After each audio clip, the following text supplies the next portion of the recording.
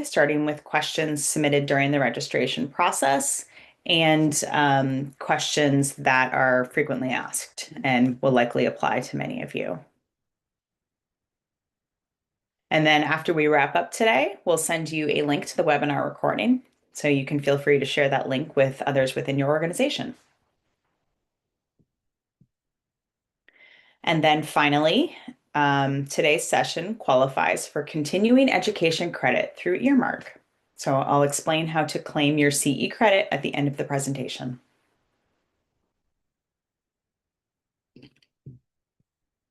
All right, let's go ahead and dive in.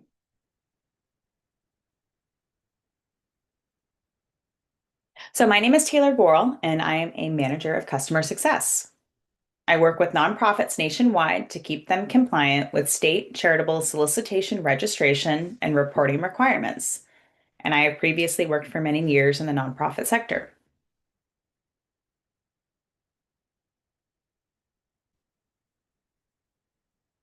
Labyrinth and Harbor Compliance support nonprofits by providing comprehensive compliance solutions, including nationwide charitable registration and reporting.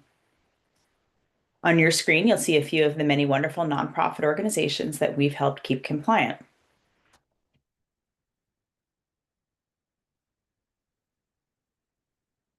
Let's begin by looking at the topics that I will cover in today's webinar.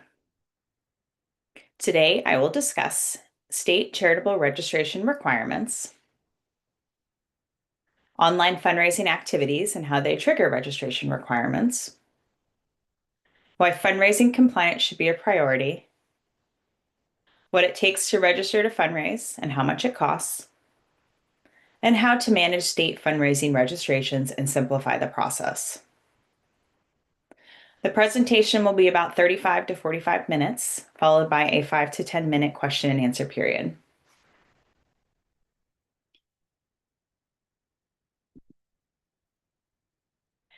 So let's start by going over a few key terms to ensure that we're all on the same page. At its core, compliance simply means following the rules. Charitable registration compliance refers to following the laws and regulations that govern charitable solicitation registration. So what is charitable solicitation? It's just another way of saying fundraising or asking for donations for a charitable purpose. While the IRS oversees nonprofit status, fundraising is regulated at the state level. A total of 40 jurisdictions, including Washington, D.C., require charities to register before they can start soliciting donations within their borders. These rules exist to protect donors, safeguard legitimate charities, and maintain the nonprofit sector's reputation and special status. Charitable registration and reporting rules focus on the act of asking for donations, not receiving them. So this is a really important distinction that I want to make sure you understand. This means that soliciting donations is actually what triggers the requirement to register, not simply accepting funds. I'll dive deeper into that distinction in just a moment. This map highlights the states that require charitable registration. It's a useful resource, so you may want to bookmark it for quick reference. Here's how to read the map. The 40 states in navy blue and dark blue require charities to register before soliciting donations. The difference is that the dark blue states only require registration to solicit. The navy blue states require both registration and the inclusion of charitable disclosure statements in fundraising materials and donor communications. The two light blue states don't require registration, but do require disclosure statements in solicitations. The gray states do not require registration or disclosure statements. I'm going to launch a quick poll to understand how many states your organization might currently be registered to solicit in.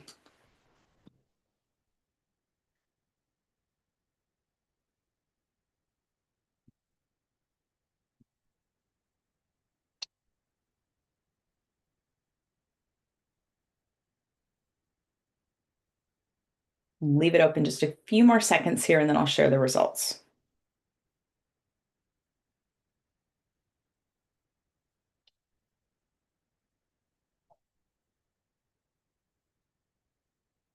Okay, looks like most participants believe they are registered in about 15 plus states or 1 to 5 states, which is pretty typical. Okay, thank you for that.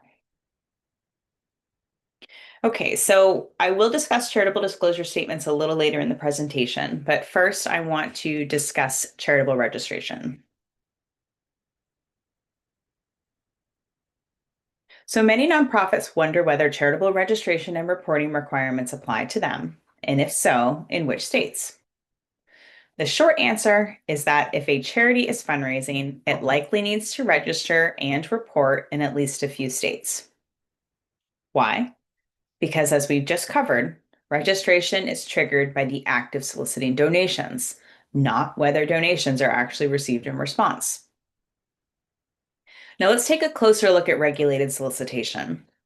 Simply put, solicitation means fundraising or asking for donations. And this can happen in many ways. But some of the most common traditional methods include mailing letters to potential donors, making fundraising phone calls, or hosting fundraising events.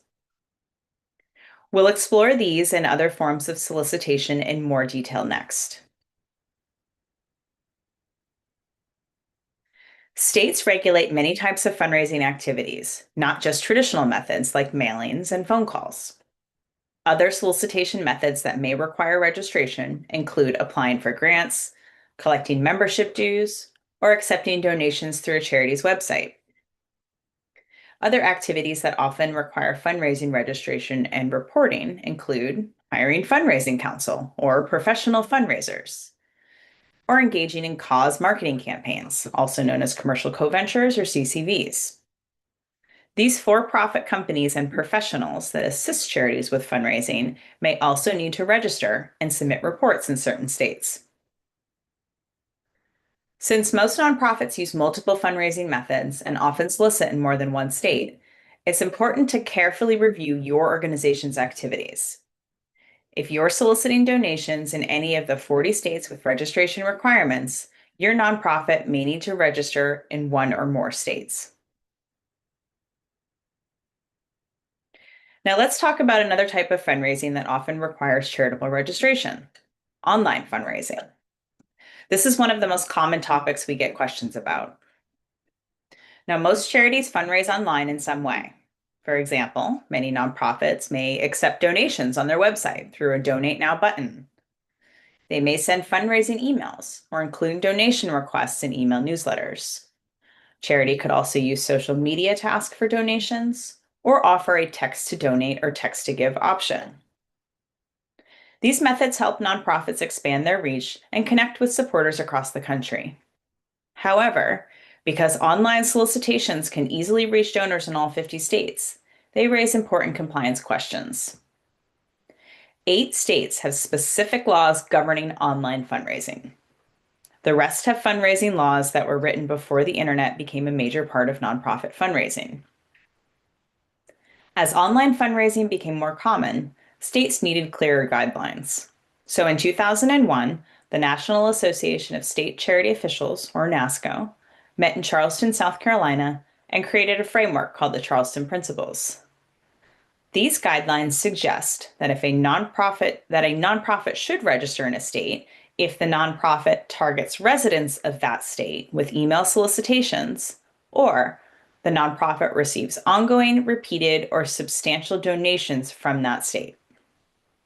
However, the Charleston Principles don't define what qualifies as ongoing, repeated, or substantial donations.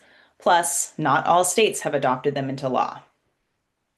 This means that while they provide a helpful framework, they do not establish definitive registration requirements. Since online fundraising can reach donors in every state, it's often considered a form of nationwide solicitation. If a nonprofit receives donations from out-of-state donors and then follows up, whether by email, phone, or mail, it is actively soliciting in that state. A common question we hear is, What if we receive an unsolicited donation? Does that trigger a registration requirement? While it is possible to receive a donation without asking for it, nonprofits typically engage with donors to encourage repeat giving. California, for example, requires nonprofits to register within 30 days of receiving funds, whether the donation was solicited or not. Ultimately, if your nonprofit fundraises online, it's important to understand the state laws that apply and determine where registration may be required. Nonprofits have two main approaches to ensuring compliance when fundraising online. The first, most comprehensive approach is to register or apply for exemptions in all 40 states that require charitable registration. For many organizations, this is the best option because it allows them to fundraise nationwide using any method, including online. It avoids penalties, fines, or other risks associated with unregistered fundraising. And it allows a nonprofit to invest in long-term compliance as part of their capacity building efforts. This approach provides maximum flexibility for fundraising while ensuring the organization is meeting all state requirements. The second, more selective approach is to register only where necessary. Though not every nonprofit has the budget or resources to register in all 40 states. This is especially true for small or newly formed organizations. In this case, a nonprofit can register only in states where it regularly fundraises. The nonprofit must then avoid solicitation activities in states where registration would be required. The nonprofit should also consider using specific language on its website and fundraising materials to exclude certain states from donation eligibility. This approach requires careful monitoring of fundraising activities to ensure the nonprofit does not unintentionally trigger registration requirements in additional states. Ultimately, each organization must weigh the cost of registering in a state against the opportunity cost of not accepting donations there. Nonprofits should aim to register where required rather than risk noncompliance, as state charity regulators actively enforce fundraising laws. Now that you understand when fundraising registration is required, let's go over how to determine where your nonprofit may need to register. Step 1 is to identify where you solicit donations. You should start by listing the states where your nonprofit solicits donations, whether through mail, email, events, online campaigns, or other methods. Then, compare your list against the 40 states that regulate fundraising. Your nonprofit will generally need to either register or apply for an exemption in these states. Since fundraising activities and state requirements can change over time, it's important to review this step annually or semi-annually, especially before launching a major campaign, event, or fundraising initiative. Step 2 is to check for possible exemptions. Some nonprofits may qualify for state fundraising registration exemptions based on either their type of organization, for example, certain schools, hospitals, or houses of worship, or their solicitation methods, or their total annual revenue. For example, some states exempt small nonprofits that report under $10,000 or $15,000 on Form 990, depending on the state. However, not every state offers the same exemptions, so it's important to check each state's laws carefully to see if your nonprofit qualifies. Step 3 is to understand that exemptions may need to be applied for and renewed. Most exemptions are not automatic. Your nonprofit must apply for them and, in many cases, renew them periodically. Additionally, if your nonprofit experiences changes in mission, program structure, or revenue, you may no longer qualify for an exemption and may need to quickly register in a state where you were previously exempt. Ensuring compliance in every regulating state requires careful research into each state's registration and exemption requirements. A great first step is to educate your leadership team on state charitable registration rules and the fundraising activities that trigger them. This knowledge will help your nonprofit stay compliant and avoid unnecessary risks. I'm going to launch one more quick poll just regarding who currently manages your charitable organizations.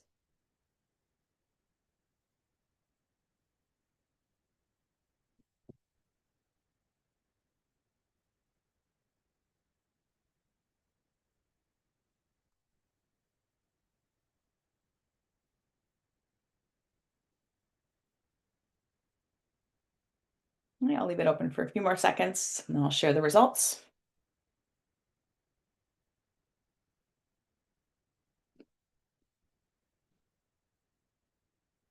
Okay. It's like most participants are reporting either a third party or an in-house employee. Okay, thank you for that. Okay, so ensuring fundraising compliance is essential for any nonprofit.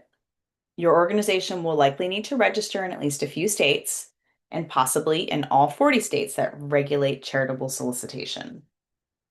This can be a significant process, but it is a necessary step to stay compliant. Charitable registration laws have been in place for many years, but states are now enforcing them more strictly. The reason? To protect donors and ensure their contributions go to legitimate causes, to safeguard the reputation of compliant nonprofits, and to uphold trust in the nonprofit sector as a whole. By prioritizing compliance, your nonprofit helps maintain transparency, trust, and credibility, ensuring that you can continue fundraising effectively while avoiding potential penalties or restrictions.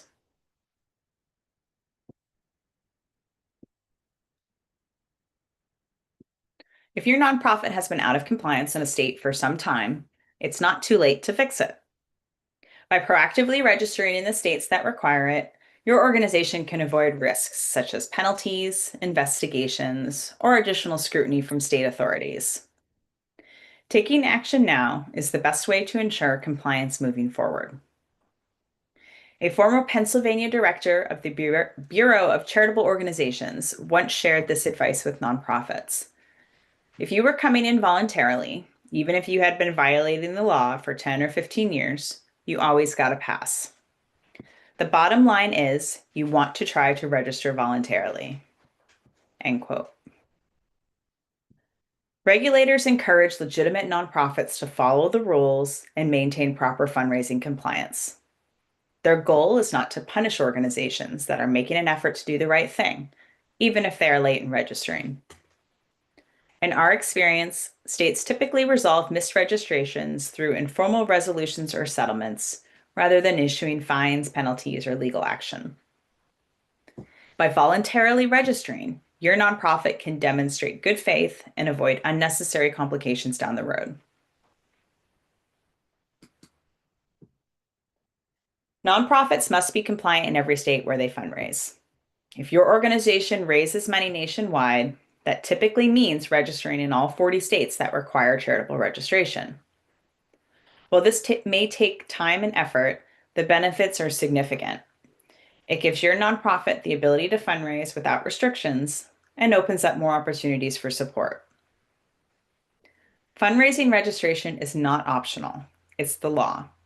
Your nonprofit should approach it with the same level of importance as filing your IRS Form 990 or conducting a financial review or audit. Registration and renewal should be part of your annual priorities, and the associated costs should be built into your budget. Many states maintain online databases listing charities and their fundraising registration status. These records are publicly accessible to donors, grant makers, sponsors, and corporate partners, and state regulators.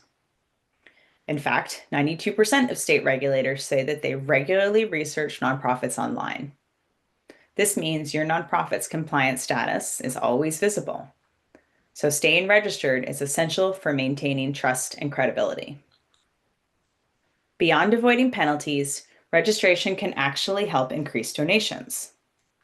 Studies show that charities that register and actively promote their compliance status see higher returns on fundraising requests. Why? Because donors want to support organizations that follow the law and operate transparently. When supporters see that your nonprofit is properly registered, they feel more confident in giving, leading to stronger donor relationships and increased funding. Maintaining legal compliance isn't just about following the law, it's also a best practice for nonprofits. In fact, it's a key principle of the Nonprofit Standards for Excellence Code of Ethics and Accountability. Ensuring fundraising and licensing compliance is essential for running a lawful and responsible nonprofit, for protecting your organization's reputation and special tax exempt status, and for upholding the credibility of the entire nonprofit sector. The first step toward achieving compliance is sharing what you've learned with your executive leadership and board of directors. Your leadership team is committed to protecting your nonprofit's reputation and long-term success, but many board members may not be fully aware of state fundraising registration requirements, the risks of noncompliance, or the benefits of investing in compliance. Now that you understand these important details, take the lead in starting the conversation. Encourage your team to educate themselves on compliance and advocate for making it a priority within your organization. By doing so, you'll help ensure your nonprofit remains in good standing and positioned for future success. Registering to fundraise involves different requirements in each state, but overall, the process can be broken down into 4 key phases: research, apply, monitor, and renew. Step 1 is to research your registration status. So before filing anything, it's crucial to research your nonprofit's current fundraising registration status in each state. Your organization may fall into one of 3 categories: not yet registered in the state, currently in compliance, or in bad standing due to a past registration that wasn't properly maintained.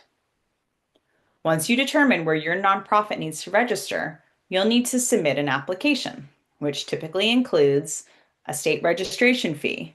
The fee amount is usually based on annual revenue as reported on your Form 990. You'll also need to include supplemental documents, such as your most recently filed Form 990, corresponding financial statement or audit, and formation documents, such as your articles of incorporation and bylaws, and your IRS nonprofit determination letter. Understanding these requirements ahead of time ensures a smoother registration process and helps your nonprofit stay compliant. Next, I will discuss the application phase. Before registering to fundraise, some states require nonprofits to complete additional corporate registration steps. These prerequisites vary by state, but commonly include foreign qualification. So, in several states, your nonprofit may need to register as an out-of-state or foreign nonprofit corporation with the Secretary of State before applying for charitable registration. As part of the foreign qualification, you will also need to appoint a registered agent. Some states require nonprofits to designate a registered agent who must be located within the state and is responsible for receiving legal documents and service of process on behalf of the organization. Completing these prerequisites ahead of time helps prevent delays or rejections in the fundraising registration process. By ensuring your nonprofit meets all requirements before applying, you'll avoid unnecessary complications and keep your compliance efforts on track.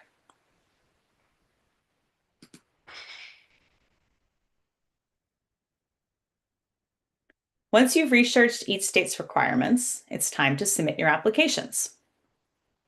For each state where your nonprofit needs to register, you must accurately complete an individual application, compile the required supporting documents specific to that state, and submit the application through an online portal or by email or in paper, depending on that state's requirements.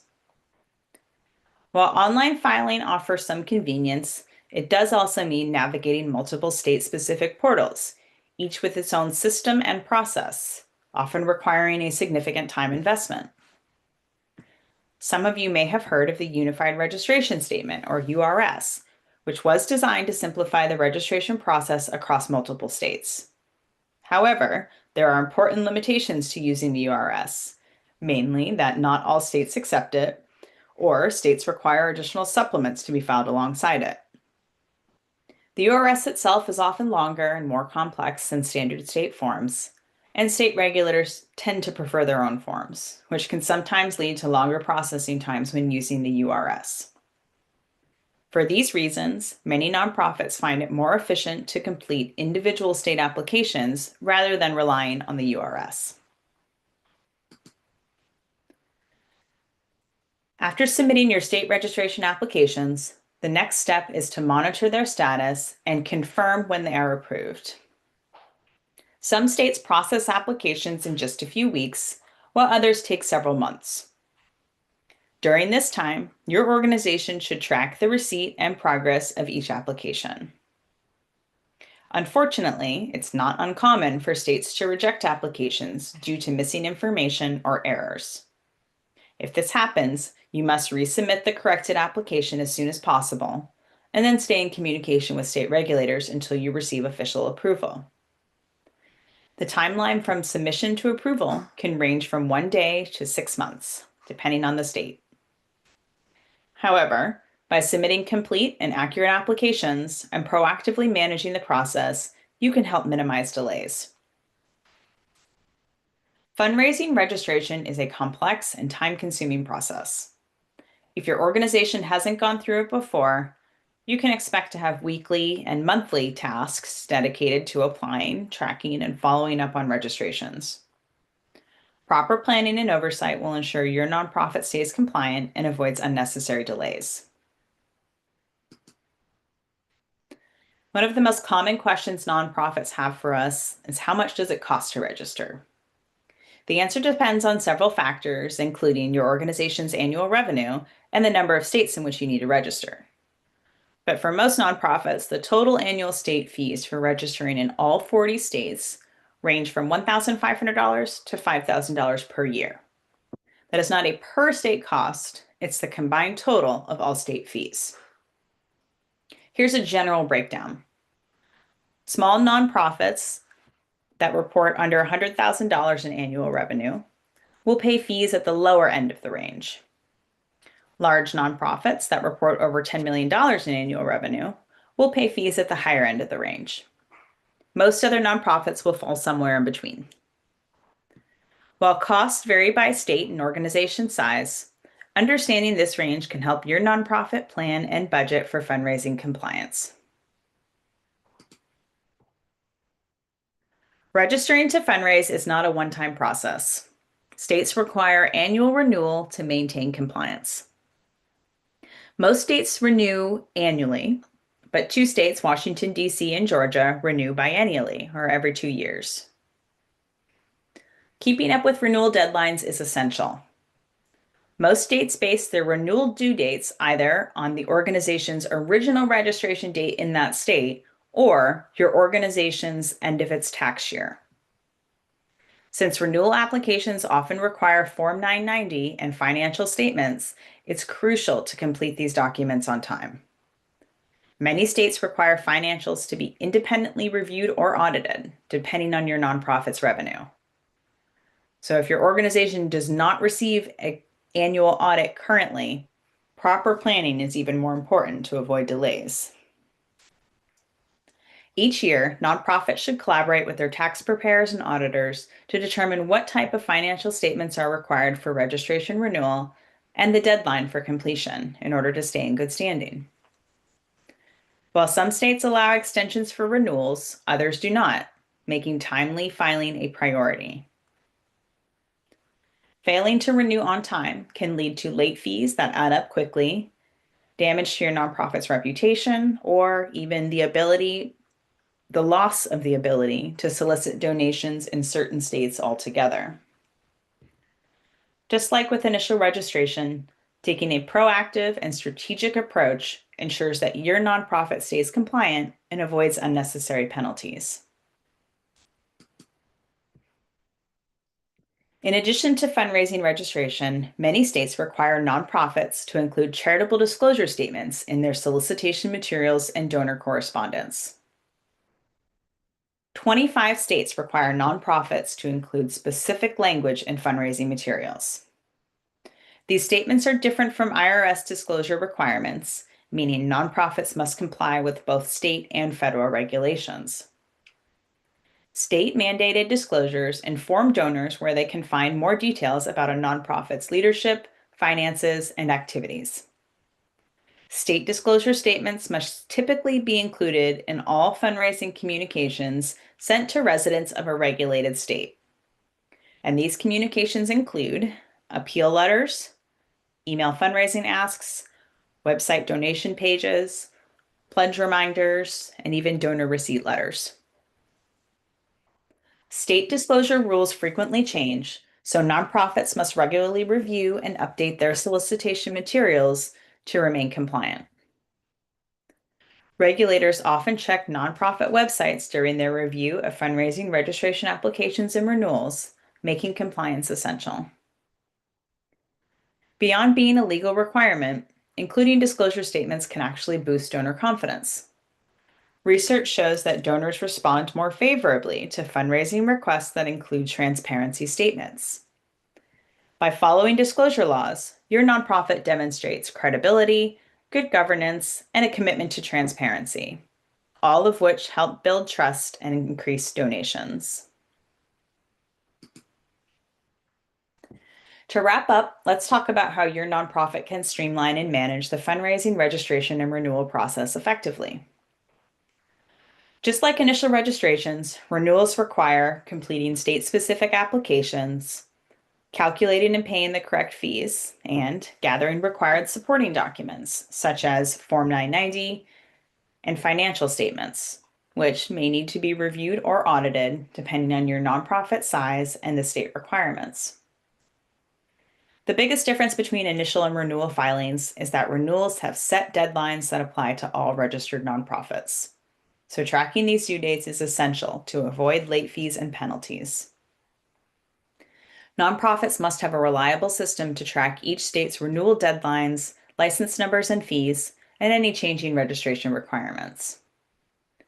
Many organizations start with spreadsheets and calendar reminders, but these manual systems often fail because they require constant updates. Changes in state requirements or deadlines can easily be missed, leading to unintentional noncompliance. State laws and administrative procedures also frequently change, affecting reporting requirements, disclosure statement language, renewal due dates and fees, registration forms and online filing portals, and even acceptable signature formats. Leadership changes at state registration offices can also bring unexpected updates to the process, making ongoing monitoring essential for staying compliant. By using structured tracking systems and staying informed about state-level changes, your nonprofit can simplify the fundraising, registration, and renewal process, ensuring compliance and avoiding unnecessary risks.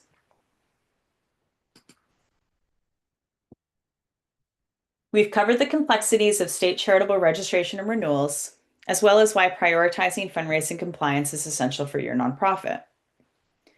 If your nonprofit needs to register in multiple states, you might be feeling overwhelmed by the complexity of managing registrations and renewals, the ongoing time commitment required from your staff, and the risks of missing deadlines or state requirements. That's where Labyrinth can help. We offer a fully managed compliance solution, handling every step of the process so your team can stay focused on your mission.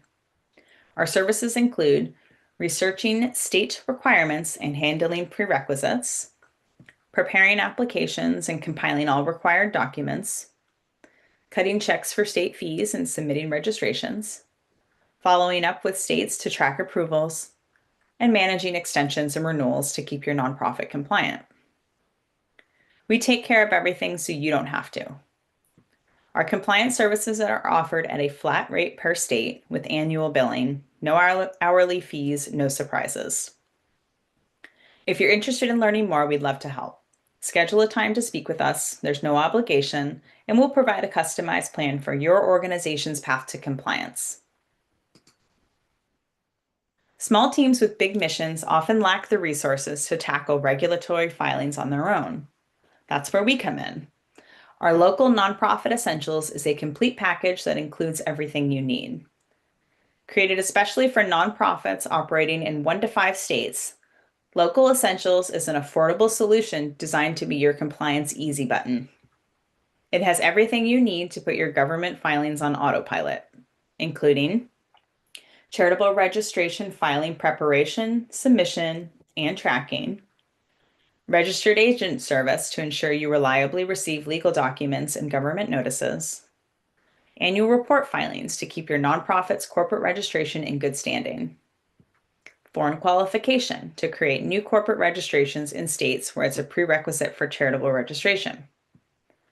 Our dynamic disclosure software that automatically displays the correct disclosure language next to your online solicitations.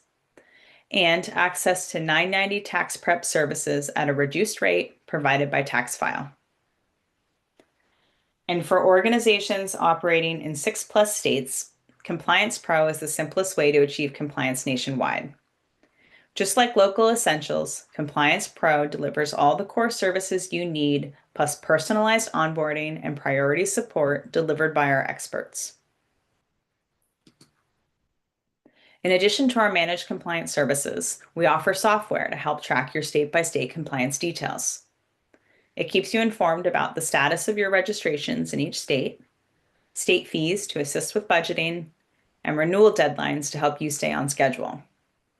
The software allows for multiple users with different permission levels, so key stakeholders such as leadership, board members, accountants, attorneys, and consultants can all have real-time visibility into your compliance status.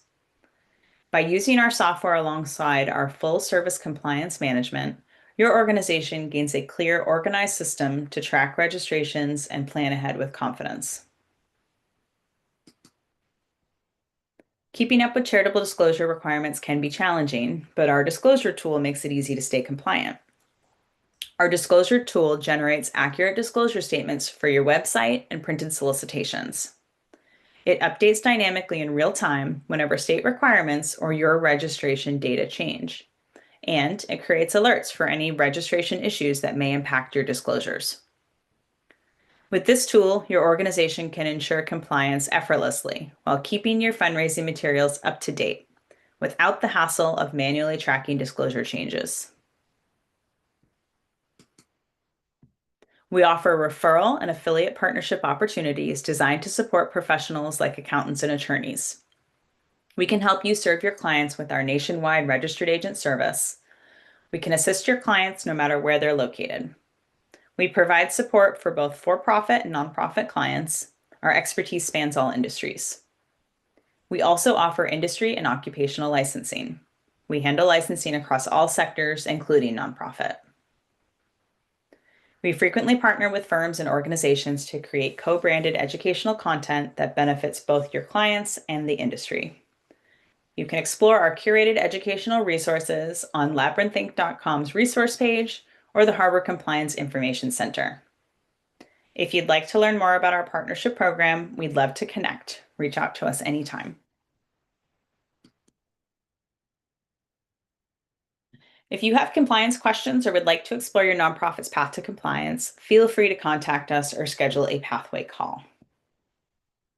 And as mentioned at the start of the session, today's webinar is eligible for continuing education credit through Earmark. Scan the QR code on your screen now to download the Earmark app. After the session, we'll email you a 5-question quiz. Once completed, you'll receive your CPE certificate. All right, now let's dive into some frequently asked questions that may apply to many of you or were submitted during the registration process. First question is, do organizations need corporate registration before fundraising in a state? And the answer is yes. Charitable registration and corporate registration or foreign qualification are 2 separate requirements.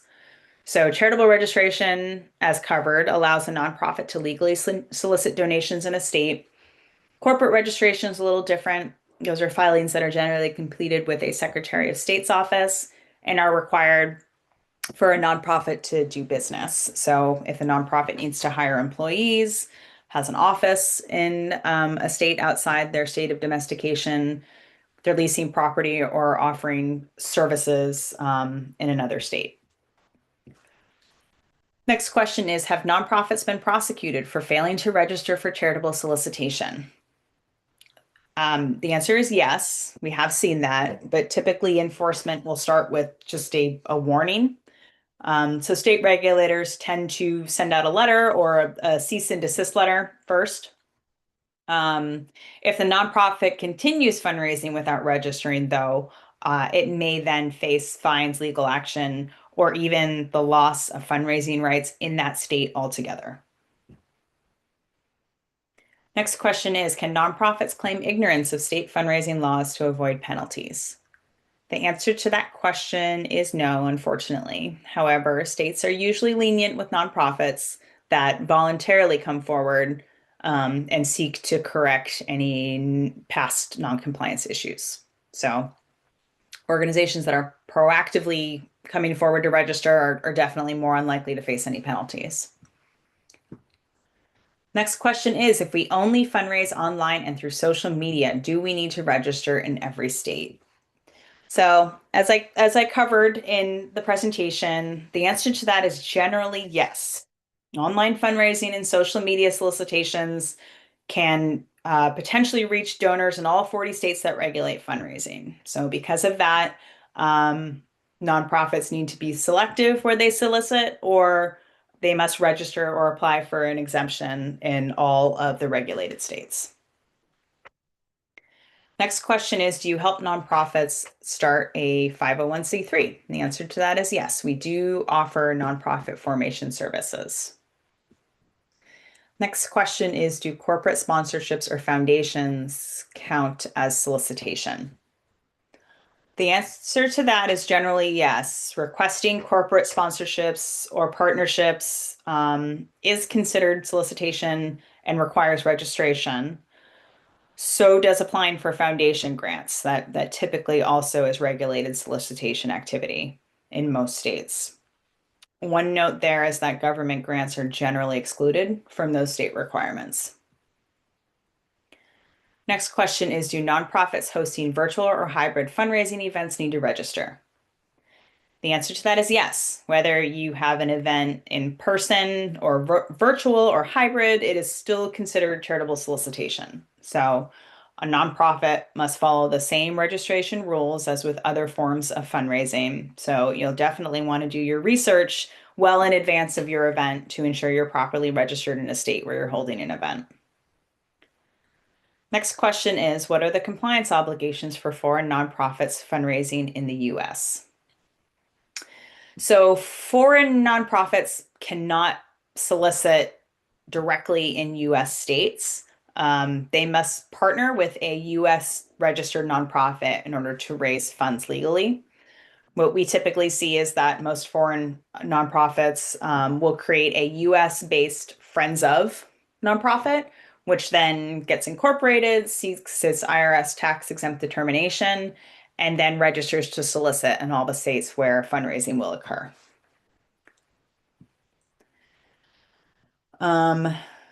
Next question is, can a US nonprofit legally fundraise in foreign countries? So yes, but as similar to the last question, compliance is going to vary in the country. So most countries are going to have their own fundraising registration requirements, just like the US. So a US-based nonprofit will definitely need to do their research and ensure they're following each country's laws before they begin fundraising internationally. Okay, so that's going to be the end of our question and answer period for today. If you have other questions or questions specific to your nonprofit, please feel free to give us a call.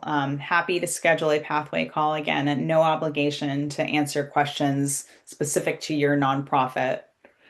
I hope that this webinar has helped clarify your charitable registration obligations. And again, if you need any personalized guidance, we'd be happy to help you manage and maintain your fundraising compliance or answer your questions there. So please feel free to reach out.